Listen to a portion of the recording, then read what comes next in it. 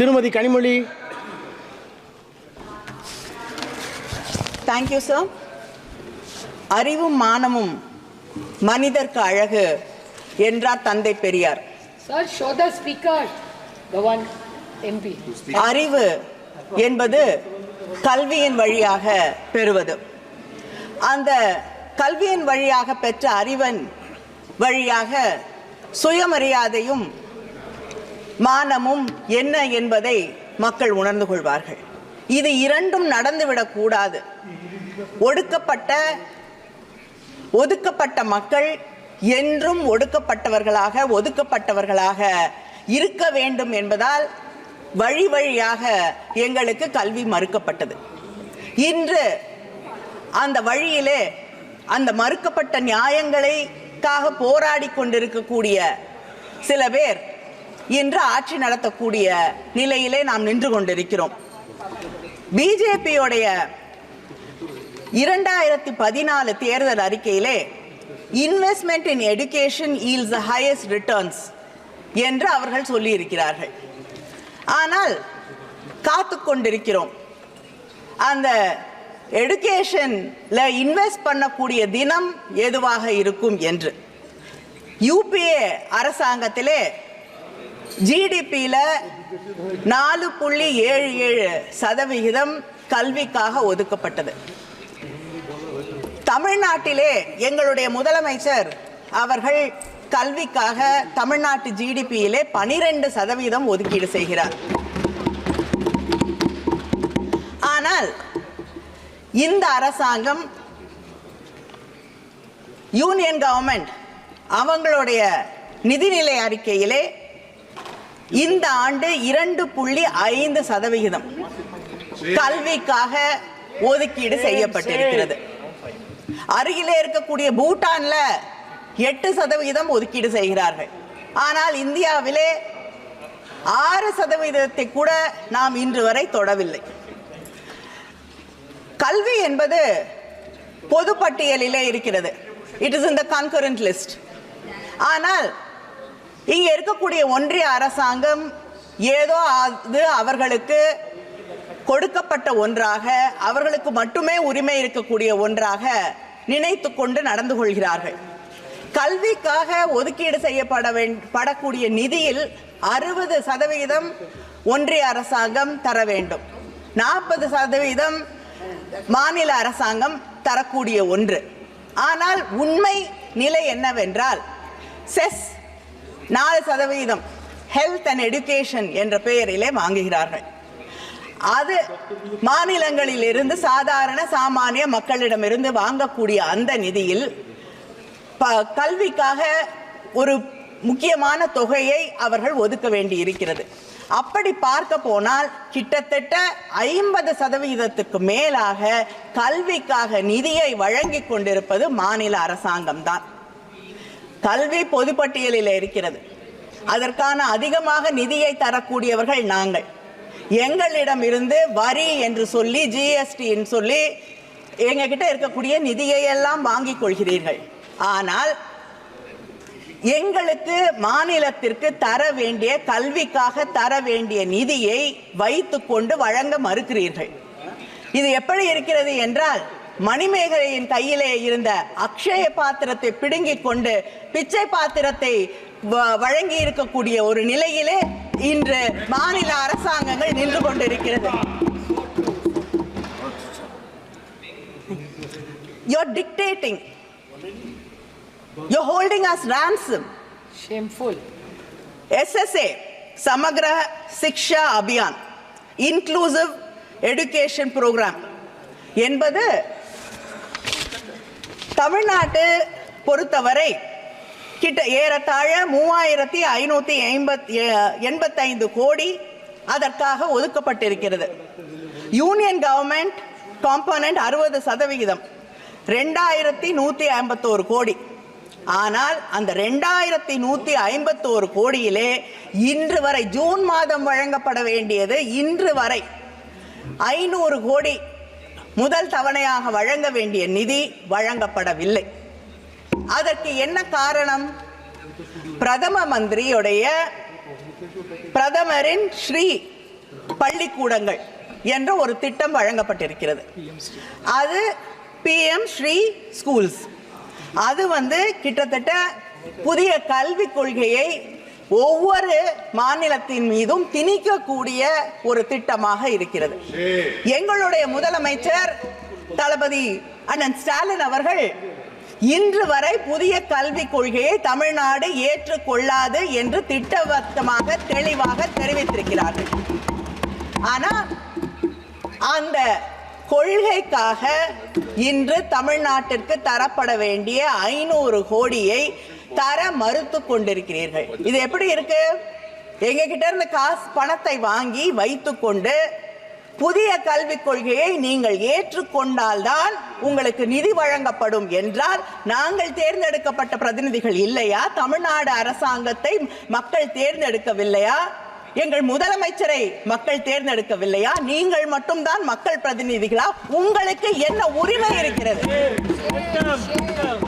உங்களுடைய இதே பிரதமர் குஜராத்தின் முதலமைச்சராக இருந்த பொழுது மாநில உரிமைகளுக்காக குரல் கொடுத்துக் கொண்டிருந்தார். இங்கே பிரதமரானவுடன் இன்று மாநிலத்தின் உரிமைகளை பறிக்கக்கூடிய ஒருவராக மாறியிருக்கிறார். எங்களுடைய கல்விக் கொள்கையிலே, எங்களுடைய மக்களுடைய நம்பிக்கையிலே, மக்கள் தேர்ந்தெடுத்திருக்கக்கூடிய அரசாங்கத்தின் உரிமைகளிலே தலையிடுவதற்கு ஒன்றிய அரசாங்கம் யார் என்று நான் கேட்கிறேன். நீங்கள் சொல்லக்கூடிய புதிய கல்விக் கொள்கை, இங்கே பேசியவர்கள் சொன்னார்கள் மும்மொழி கொள்கை என்றால் எங்களுக்கு என்ன தெரியாது, திராவிட முன்னேற்ற கழகம் மொழிக் கொள்கையை வைத்துக்கொண்டு அரசியல் செய்து கொண்டிருக்கிறது, ஏமாற்றுகிறது என்று. நான் கேட்கிறேன், உலகத்திலே வேறு ஏதாவது ஒரு இடத்திலே மொழி போராட்டத்திலே உயிரை தியாகம் செய்த நூற்றுக்கணக்கானவர்கள் எங்கே இருக்கிறார்கள் என்று நீங்கள் காட்ட முடியுமா? உங்களுக்கு தெரியாது. ஏனென்றால் இந்த நாட்டின் விடுதலை போராட்டத்தில் கூட நீங்கள் பங்கேற்றுக் கொள்ளவில்லை. அதனால் உங்களுக்கு தியாகம் என்பது என்னவென்று புரியாது. இங்கே கேந்திரிய வித்யாலயங்கள், உங்களுக்கு உதாரணத்திற்காக நீங்கள் மொழிக் கொள்கையில எப்படி நடந்து கொள்வீர்கள் என்று உங்களுக்கு விளக்குவதற்காக, இங்கே இருக்கக்கூடிய சில பேருக்கு விளக்குவதற்காக நான் சொல்லுகிறேன். கேந்திரிய வித்யாலயங்களிலே அங்கே இருக்கக்கூடிய மாநில மொழியை கற்றுத் தருவோம் என்று சொல்கிறீர்கள். தமிழ்நாட்டில் 45 கேந்திரிய வித்யாக்கள் இருக்கிறது. ஆனால் அதில் நீங்கள் எப்படி தமிழை சொல்லித் தருவீர்கள்? அங்கே இருக்கக்கூடிய மாணவர்களிலே 20 பேர் ஒரு வகுப்பிலே இருக்கக்கூடியவர்கள் எல்லாம் இணைந்து அங்கே இருக்கக்கூடிய தலைமை ஆசிரியரிடம் கோரிக்கை வைக்க வேண்டுமா? அப்படி கோரிக்கை வைத்தால் தமிழ் அங்கே அதற்காக ஆசிரியர் நியமிக்கப்பட்டு, ஆசிரியர் கிடைத்தால் நியமிக்கப்பட்டு அங்கே தமிழ் சொல்லி தரப்படும். இது தமிழ்நாட்டிலே நாங்கள் கோரிக்கை வைத்து கெஞ்சி போராடி தமிழை கற்றுக்கொள்ள வேண்டும். கேந்திரிய வித்யாக்களிலே 45 பள்ளிகளிலே 15 பள்ளிகளில் தான் தமிழ் சொல்லி தரப்படுகிறது. இப்படிப்பட்ட ஒரு நிலையை கேந்திரிய வித்யாலயா பள்ளிகளிலேயே நடத்தி கொண்டிருக்கக்கூடிய உங்களை நம்பி மொழிக் கொள்கையிலே நீங்கள் நியாயமாக நடந்து கொள்வீர்கள் என்று நாங்கள் எப்படி நினைக்க முடியும்? ஒவ்வொரு இடத்திலும் ரயில்வே ஸ்டேஷன்ல போய் டிக்கெட் வாங்க முடியல, அங்கேயும் ஹிந்தியை திணித்துக் கொண்டிருக்கிறீர்கள். அப்படிப்பட்ட இந்த அரசாங்கம் எங்கள் மீது ஹிந்தியை திணிக்காது. ஹிந்தியை மட்டுமா திணிக்கிறீர்கள், சமஸ்கிருதத்தையும் திணித்துக் கொண்டிருக்கிறீர்கள். ஒவ்வொரு வழியிலும் எப்படி நாங்கள் உங்களை நம்பி மொழிக் கொள்கையிலே நீங்கள் நியாயமாக நடந்து கொள்வீர்கள் என்று நினைக்க முடியும்? அது மட்டும் இல்லை, எங்களுடைய தமிழ்நாட்டு முதலமைச்சர் அவர்கள் காலை உணவு திட்டத்தை கொண்டு வந்திருக்கிறார். கிட்டத்தட்ட 1,14,000 குழந்தைகளுக்கு மேல் காலை உணவு திட்டத்தால் பயன்பட்டு கொண்டிருக்கிறார்கள். மதிய உணவு திட்டத்தை கொண்டு வந்ததும் தமிழகம் என்ற பெருமையை நாங்கள் தனையுமென்று சொல்லிக் கொள்வோம். ஆனால் PM போஷான் என்ற திட்டம் நாடு முழுவதும் இருக்கக்கூடிய இந்த திட்டத்திற்கு இந்த அரசாங்கம் அந்த திட்டத்திற்கான மதிப்பீடு 11,600 கோடி. அதுல குழந்தைகளுக்கு உணவு தரக்கூடிய திட்டத்திலே நீங்கள் ஒதுக்கீடு செய்திருப்பது 10,000 கோடி. உணவு, குழந்தைகளுக்கு உணவு தரக்கூடிய இந்த PM போஷான் திட்டத்திற்கு கூட போதிய நிதியை ஒதுக்க முடியாத நீங்கள் எங்களுக்கு கல்வியை பற்றி சொல்லித் தருகிறீர்கள். நாங்கள் அதற்கு தலைவணங்கி ஏற்றுக்கொள்ள வேண்டும். அதே போல நான் எடுக்கப்பட்டிருக்கக்கூடிய ஒரு நேஷனல் சாம்பிள் சர்வேல இந்த நாட்டிலே அதிகமாக பெண் குழந்தைகள் பள்ளியிலிருந்து நிறுத்தப்படுவதற்கு காரணம் அவர்கள் வீட்டு வேலைகளை செய்ய இருப்பதால். ஆண் பிள்ளைகள் நிறுத்தப்படுவது எக்கனாமிக் ஆக்டிவிட்டீஸின் காரணமாக, தொழிலை அவர்கள் தொடங்கி அங்கே இருக்கக்கூடிய குடும்பத்திற்கு பொருளாதாரத்தை ஈட்டி வருவதற்காக. இந்த புதிய கல்விக் கொள்கையிலே நீங்கள் விஸ்வகர்மா என்ற திட்டத்தை கொண்டு வந்து இந்த பிள்ளைகளை படிக்கக்கூடிய வாய்ப்புகளை எல்லாம் மறுத்து வழி வழியாக எந்த குலக்கல்வியை திராவிட முன்னேற்ற கழகமும் திராவிட இயக்கமும் எதிர்க்கிறதோ அதே கல்வியை கொண்டு வந்து எங்கள் பிள்ளைகளின் படிப்பை, எதிர்காலத்தை நாசமாக்க துடித்துக் கொண்டிருக்கக்கூடிய அந்த புதிய கல்விக் கொள்கையை எங்களால் எப்படி ஏற்றுக்கொள்ள முடியும்? இதே போல மொழி திணிப்பை பற்றி சொல்லுவதென்றால், தெலுங்கானால நீங்க சொல்லக்கூடிய ஏகலைவா மாடல் ஸ்கூல்ஸ்ல கிட்டத்தட்ட 47 பேர் வேலைக்கு எடுக்கப்பட்டிருக்கிறார்கள் பள்ளிக்கூடங்களிலே. அதிலே 44 பேர் ஹரியானாவில் வந்திருக்கிறார்கள், தெலுங்கானாவில் இருக்கக்கூடிய பள்ளிகளிலே கல்வி சொல்லிக் கொடுப்பதற்காக. எப்படி படிப்பாங்க அந்த பிள்ளைகள்? இப்படி புதிய கல்விக் கொள்கையின் வழியாக இந்த பள்ளிகளிலே இருக்கக்கூடிய அந்த ட்ரைபல் ஸ்கூல்ஸ்ல இருக்கக்கூடிய மாணவர்களின் கல்வியை கெடுப்பதற்கான ஒரு வழிவகையை உருவாக்கி கொண்டிருக்கிறீர்களே தவிர அவர்களை காப்பாற்றுவதற்காக, அவர்கள் எதிர்காலத்தை பற்றி கவலைப்படக்கூடிய ஒரு திட்டத்தை நீங்கள் உருவாக்கவில்லை. அதே போல் ஹையர் எஜுகேஷன், ஒவ்வொரு ஆண்டும் உயர்கல்வியிலே நீங்கள் ஒதுக்க வேண்டிய நிதியை குறைத்துக் கொண்டே இருக்கிறீர்கள்.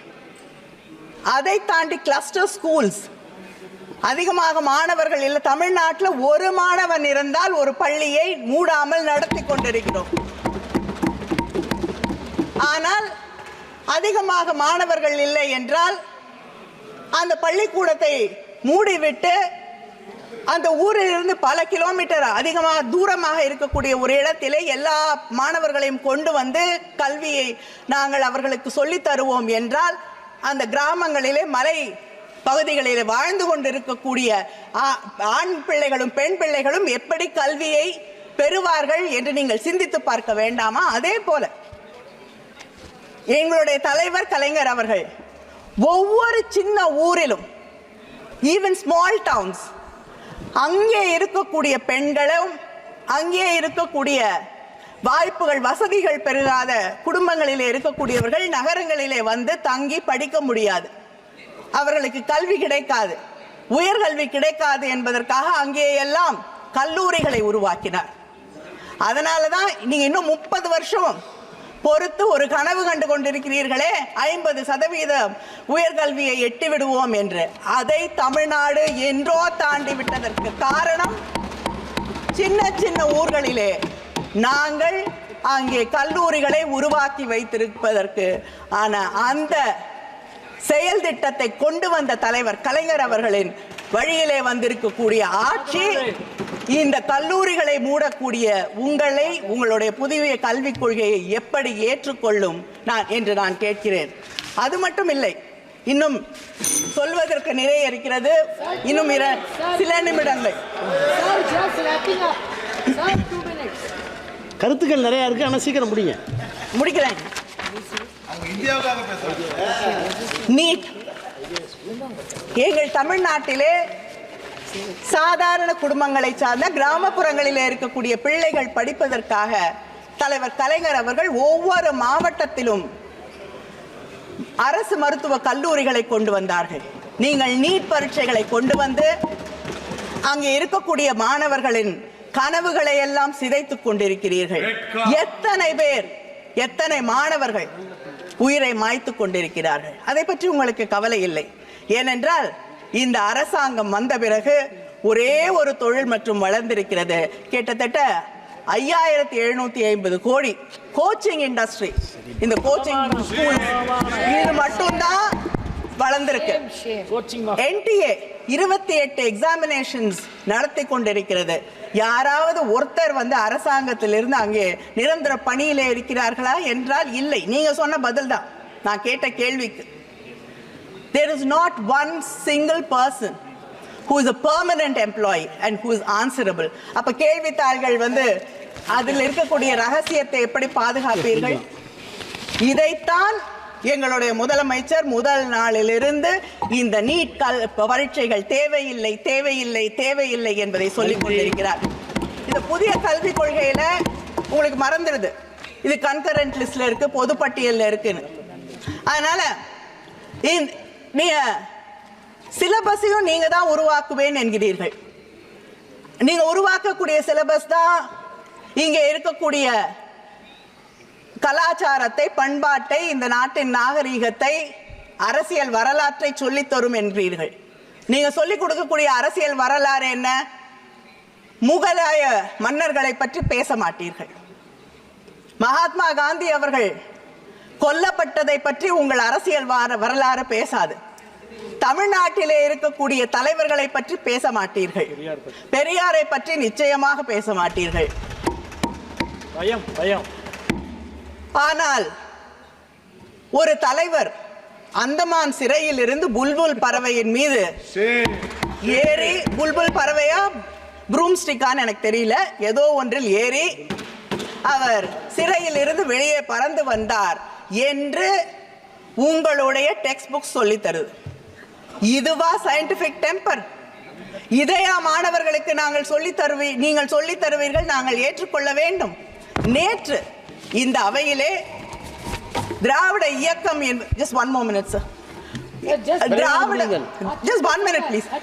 திராவிட இயக்கம் என்பது காலம் காலமாக ஜாதி என்ற அந்த அமைப்பை ஒழிக்க வேண்டும், ஜாதி என்ற அந்த கட்டமைப்பை உடைக்க வேண்டும் என்று பாடுபடக்கூடியவர்கள்.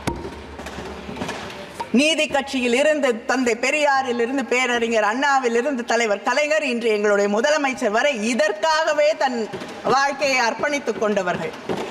நேற்று இந்த அவையிலே நான் வருத்தத்தோடு சொல்கிறேன், ஒரு தாயின் வருத்தத்தோடு, ஒரு தங்கையின் வருத்தத்தோடு, ஒரு சகோதரியின் வருத்தத்தோடு இதை இங்கே பதிவு செய்கிறேன். இங்கே இருக்கக்கூடிய இந்த அவையிலே a member of parliament இன்னொருவரை பார்த்து கேள்வி கேட்கிறார், உனக்கு உன் ஜாதி என்ன என்று தெரியாது என்று. அந்த ஜாதி என்று என்ன என்று தெரிந்து கொள்வதிலே என்ன பெருமை இருக்கிறது என்று எனக்கு தெரியவில்லை. ஜாதி அற்றவராக வாழ்வதில் தான் பெருமை இருக்கிறது என்பதுதான் திராவிட இயக்கத்தின் கொள்கை. அதைவிட வருத்தப்படக்கூடிய விஷயம் என்னவென்றால் அந்த பேச்சை ஆதரித்து பாராட்டி இந்த நாட்டின் பிரதமர் பேசுகிறார். ஜாதி என்பது பெருமை என்று சொல்லக்கூடிய ஒரு ஆட்சி ஜாதியின் பெருமையை பற்றி பேசுவது, ஜாதி தெரியாதவர்களை இழிவுபடுத்துவதை ஏற்றுக்கொள்ளக்கூடிய ஒரு பிரதமர் உருவாக்கக்கூடிய ஒரு சிலபஸை தமிழ்நாடு எந்த காலத்திலும் ஏற்றுக்கொள்ளாது. எங்கள் முதலமைச்சர் கடைசி வரை போராடுவார், நாங்களும் போராடுவோம். வணக்கம்.